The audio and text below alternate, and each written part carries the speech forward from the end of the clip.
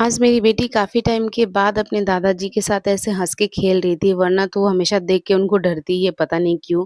फिर next morning मिलते हैं, जिस दिन थी नवमी, पूड़ियाँ बन रही थी पुजाई के लिए। ये सारी तैयारियाँ करवाने के बाद फिर मैं रेडी-वेडी होके निकल गई थी। मैं जा रही थी मुज़फ्फरपुर, मैं, मेरी मम्मी एंड मेरा भाई एंड ऑफ कोर्स मेरी बेटी भी। वहाँ पे मतलब मेरी मम्मी की दोस्त रहती है, उनका घर है जो कोलकाता में रहती है, तो उनके बेटे का जनेऊ था। सो हमें सभी लोगों को बुलाया गया था, तो ऐसा मौका छोड़ता ही कौन है। सो हम लोग चले गए थे एंड यहाँ आने के बाद मेरी बेटी इतनी ज़्यादा एन्जॉय कर रही थी, इतना ज़्यादा इसको मज़ा आ रहा था।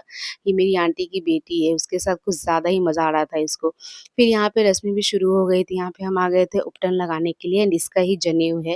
एंड गाइज़ यहाँ पे ना जितनी भी रस्में हो रही थी, सारी शादी की तरह ही हो रही थी, मतलब जो-जो रस्में शादी में होती है ना, सब सेम वैसे ही हो रही थी। फिर हम सब छत पे आ गए थे, यहाँ पे हनुमान आराधना शुरू होने वाला था, तो सभी चेयर लगा के बैठ गए थे सुनने के लिए एंड देखने के लिए जो भी हो रहा था।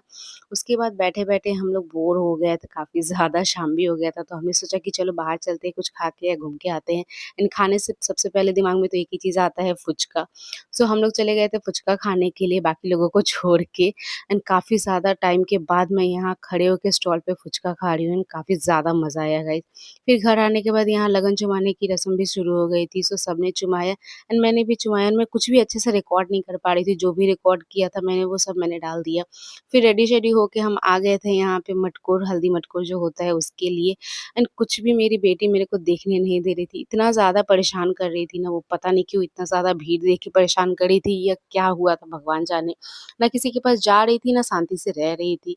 फिर जो वो सारी रस्में हो गई तो हम घर आ गए, फिर यहाँ पे हल्दी वगैरह लगाने लगे थे सभी एंड हल्दी लगाते टाइम गाइज़ क्या होता है वो तो आप सबको पता ही है, जो भी बिहार से हैं उनको पता ही होगा। किसी को भी नहीं बख्शा गया, सबको हल्दी, दही लगा के पूरा भर दिया गया था एंड इसी डर से मैं नहीं गई कि अगर हो गया तो फिर रात को मुझे नहाना पड़ेगा एंड काफ़ी ज़्यादा मज़ा आ रहा था देखने में।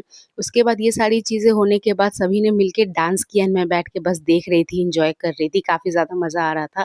फिर मैं और मेरी आंटी की बेटी चले गए थे थोड़ा बहुत फ़ोटोज़ खिंचवाने के लिए। सो आज के लिए इतना ही, मिलते हैं नेक्स्ट ब्लॉग में।